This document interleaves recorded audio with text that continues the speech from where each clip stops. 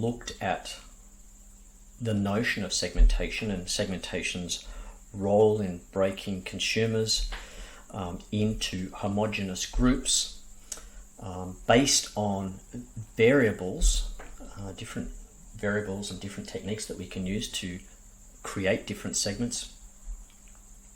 Having looked at some of the criteria that we may have used to help identify which particular segments are most attractive to us, we can then start to move into making some strategy decisions.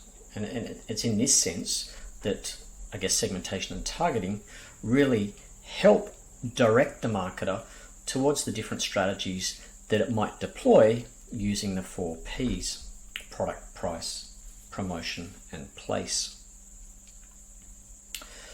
So segmentation and targeting influence obviously an organization's resource allocation. Not all firms will just have one single product targeting a particular segment of consumers. They might have different products targeting different segments, and based on whether the segment is growing, how profitable it might be, the degree of competition that might be competing for a particular segment of consumers, companies will obviously adjust their resources. Now, resources are not infinite, they're finite, they're normally based on a percentage of revenue. And organizations often have a portfolio of products, and that portfolio of products is serving different segments in order to capture a greater share of the market. That is the fundamental principle. And in doing so, each of these different products that we might take ultimately to market really vary based on the product offering itself, the different type of pricing strategy that we might deploy, what kind of promotional tools we might use, and of course the distribution strategies that we might see relevant in terms of making our product or service available to consumers. Now, often these decisions around the marketing mix deployment are underpinned by the idea that firms want to move into new segments with new products in order to attract new customers, in order to expand their portfolio and, as I said, capture more and more share of the market.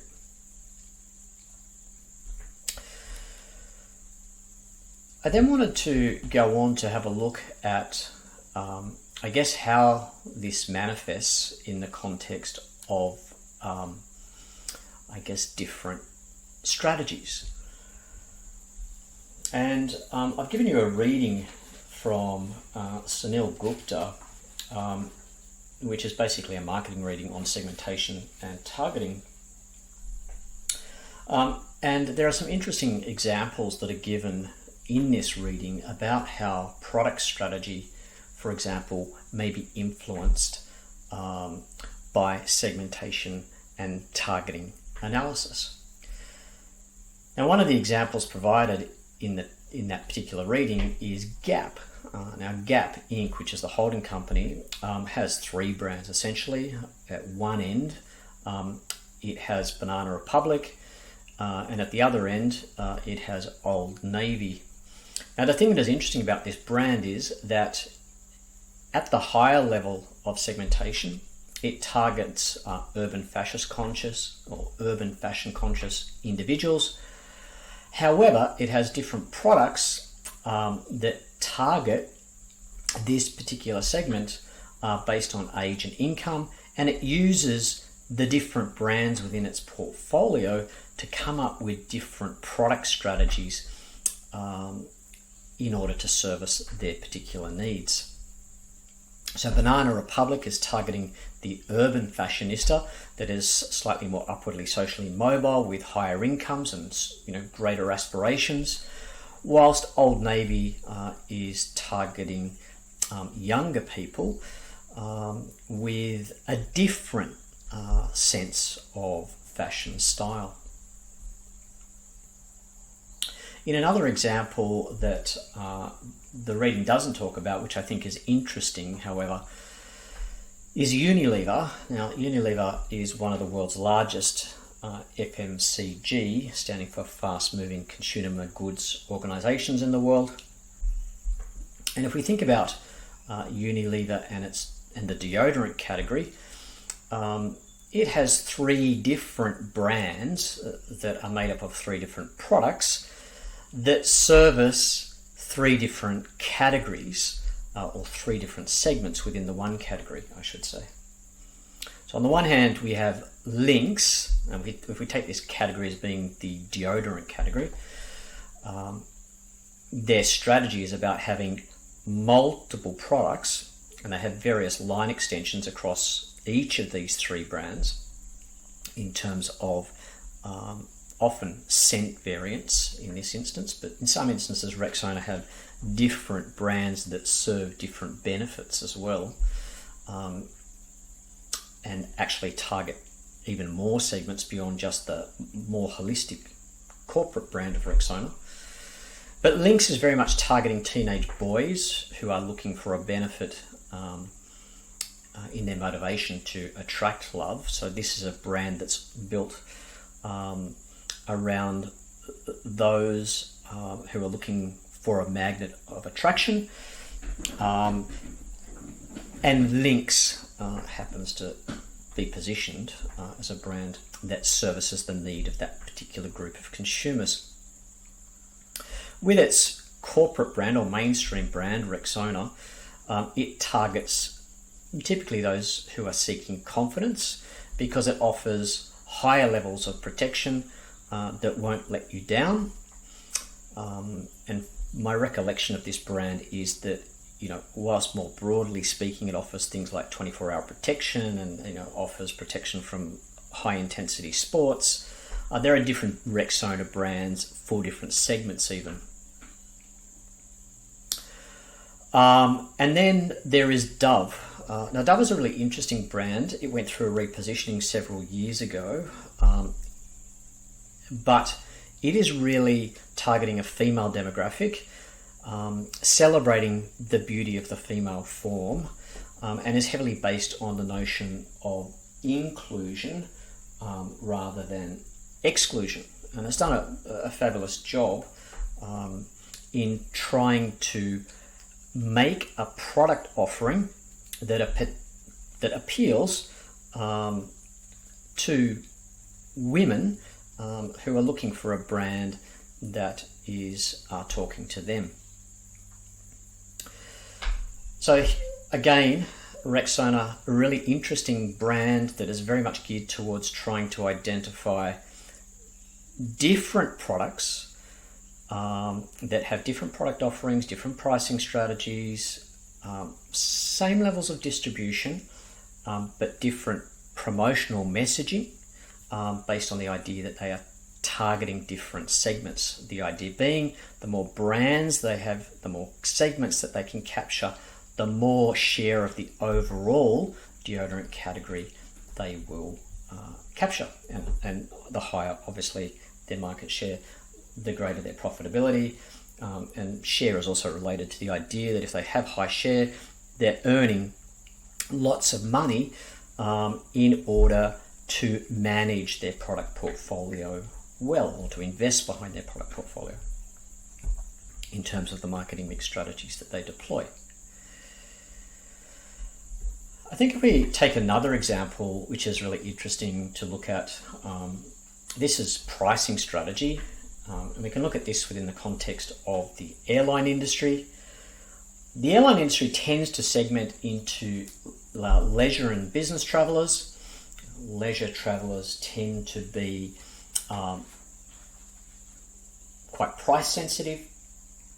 Obviously, leisure travelers are trying to get the best bang for their buck, whereas business travelers are less price sensitive. They'll often have to turn up to a particular meeting, perhaps in another state or another country at the last minute. And they tend to be more focused on things like flight scheduling, so they're interested in having early morning flights so that they can get there prior to the commencement of the working day. They're interested in frequent flyer points because they're trying to gather those frequent flyer points in order to perhaps spend themselves on leisure travel at some future point in time, or to trade them in on leisure travel. Plus, they also want the ability to be able to book at the last minute. Now, we do later in different series, when we talk about price, look at things like dynamic pricing, which plays into this type of strategy often deployed by airline industries. But it offers lower prices, typically to leisure travellers who will book in advance, and higher prices to travellers that are business travellers who may in fact book late. So what you may end up with is this brand appealing to different segments, and therefore people from different segments might be on the same flight but may in fact end up paying very different prices for their seat.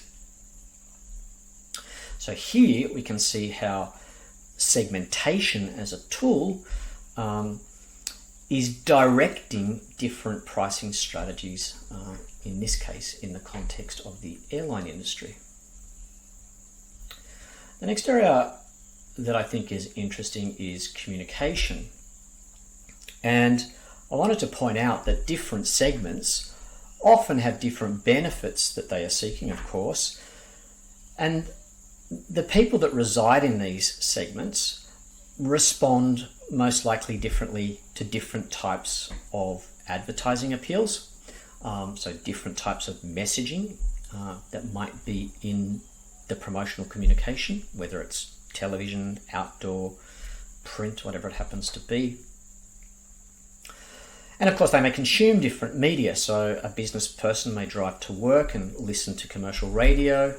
They may read the news online and may consume TV programs that are based on, special interest categories. Of course, I'm making this up, but effectively the point is another segment might be young teens, and they may catch a bus to school. They don't listen to the radio because they're listening to Spotify. And they might spend a lot of their time online, surfing their social media platforms such as Facebook and Instagram. And of course, there may also be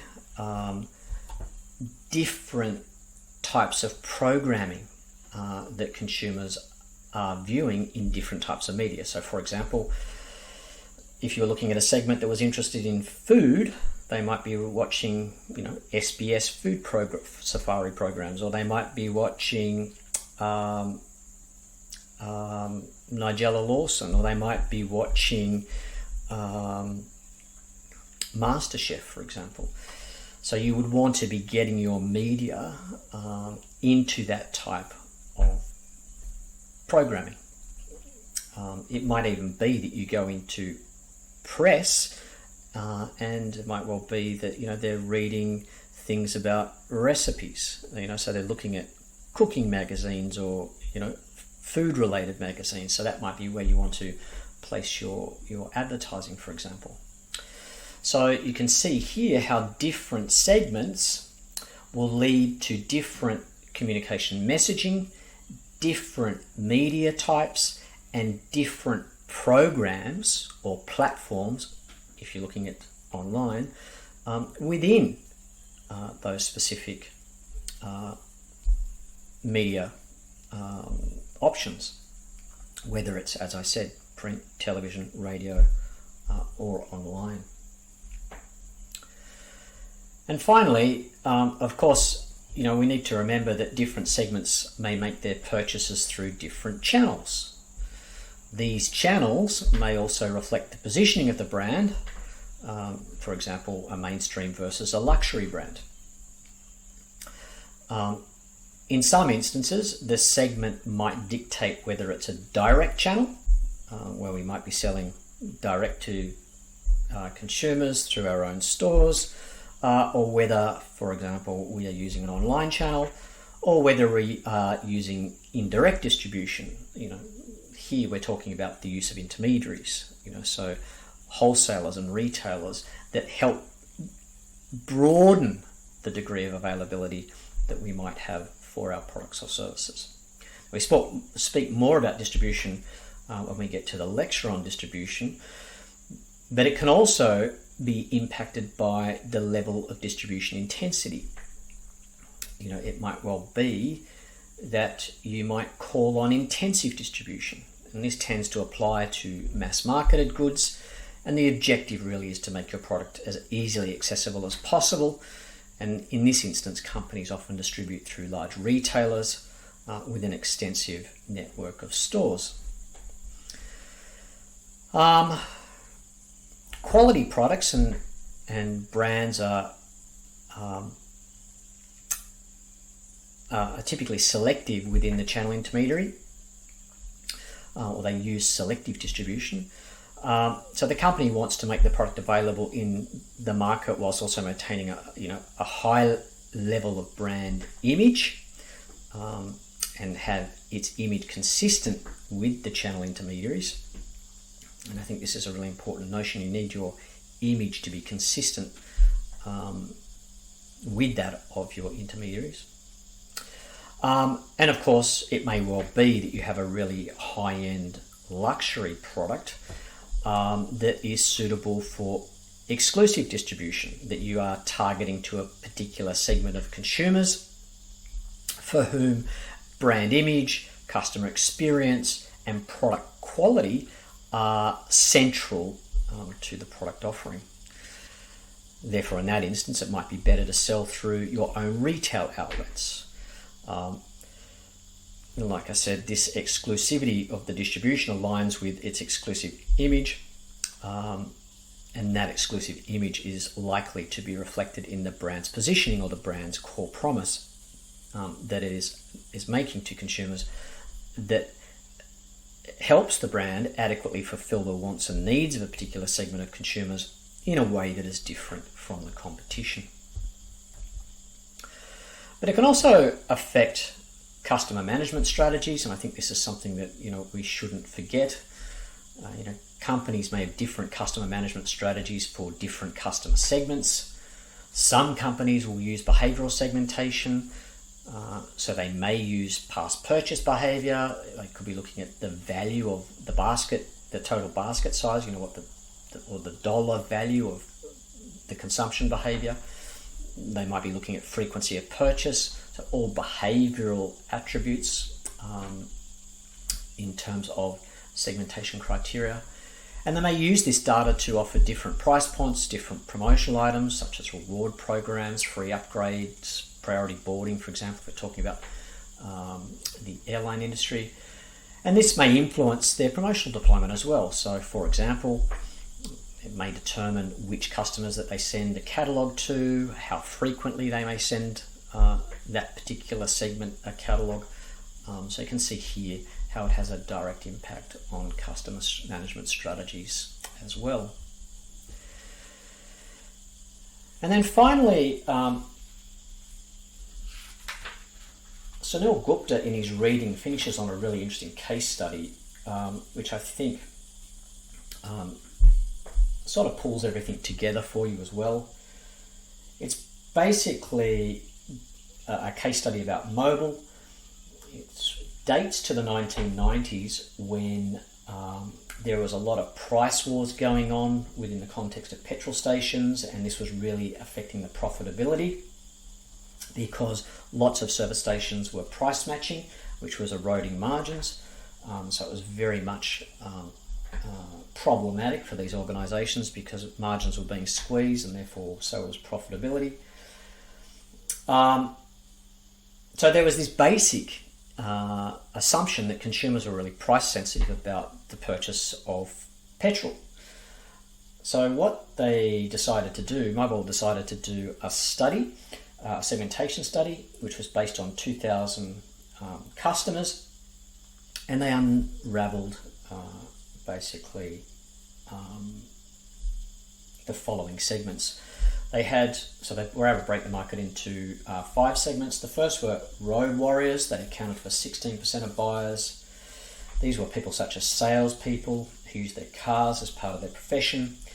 They typically drove between 25,000 and 50,000 miles a year. They tended to be middle-aged with high incomes and preferred to pay with credit cards rather than cash. They like to buy food during their visit, and they'd use the car wash from time to time. True Bluers were 16% of buyers as well. They were brand loyal and occasionally station loyal customers, with moderate to high incomes who preferred to pay in cash and buy premium gas, or as we would say, petrol. Generation F3 were 27% of buyers, so the largest of the segments.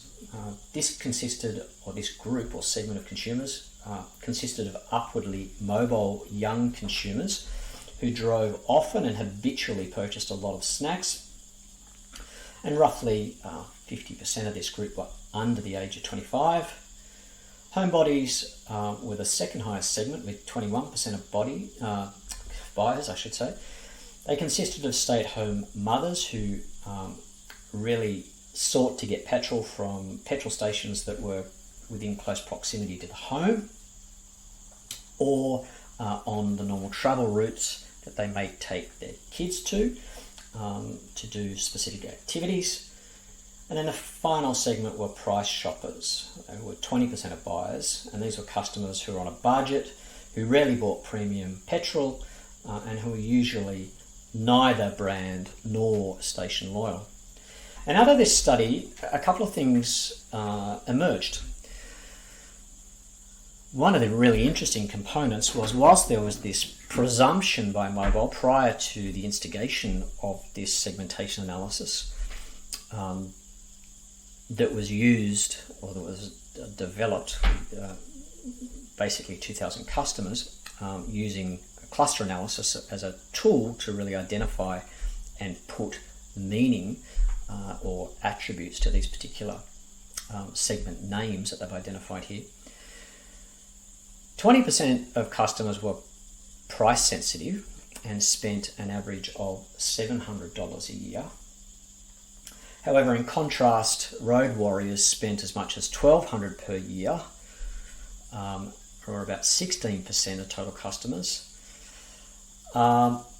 Non-price customers were really after a completely different set of attributes. They were looking for longer opening hours, good lighting, the offering of refreshments. So they really changed strategy. They decided to focus on the 80% of customers that were not price sensitive. So they decided not to focus on price shoppers, but focused largely on the other four segments by introducing different strategies of opening 24 hours, expanding the variety of refreshments that were on offer, particularly focusing on those types of refreshments that had high margins. They introduced things like contactless payment, where you could pay at the Bowser, etc. Now, the reward for Mobile was that having done this segmentation analysis, having acted on the insights through different product price, promotion and distribution strategies, they got a 20% increase in sales, which resulted in an extra $118 million in earnings per annum. So a really nice case study here, I think, that demonstrates the power of good segmentation analysis. The real point that I wanted to stress in this final series on segmentation and targeting is that segmentation and those segments that we decide to target influence the decisions we make in the context of the marketing mix. So they influence the decisions we make around product, price, promotion, and place, or distribution, as it is otherwise known. The other thing that segmentation does that we will later go on and look at is the notion of positioning. So different segments are seeking different benefits, and those different benefits lead to different core promises or different stories behind the brand that makes them relevant to that particular segment, but once again makes them well differentiated from the competition. So when you're thinking about segmentation and targeting, when you're thinking about which segments should you target, you need to be thinking about how you might manage your portfolio into the future. So how might you target new segments into the future with different product offerings or different customer value propositions that differ in product, price, promotion and place, in order to capture more share of the market, in order to become more profitable. And these basically strategies about trying to manage portfolios at the brand level also allow us to ultimately, at future points in time, extend our brand into new product categories that we may not have even been in before. And then the process starts again. We need to identify, where are our core competencies, and how best are we going to put the marketing mix together in order to adequately address the wants and needs of consumers in a particular segment. Now, things like machine learning, for example, are certainly assisting in helping to direct segmentation. Segmentation, as I said, is a nice way to ensure that we have a product offering that appropriately matches the wants and needs of consumers in order to optimize consumer uptake of the goods or services that we are selling relative to those of competition. Segments are in total transition, so new segments will emerge, which means new products and services will emerge. There'll be shifts in elements of the marketing mix to keep the brand relevant. And it might even need to reposition, which is another concept that we'll look at in future time, to make sure that it is relevant and doesn't lose saliency over time. So that concludes the final lecture on segmentation and targeting. Thank you.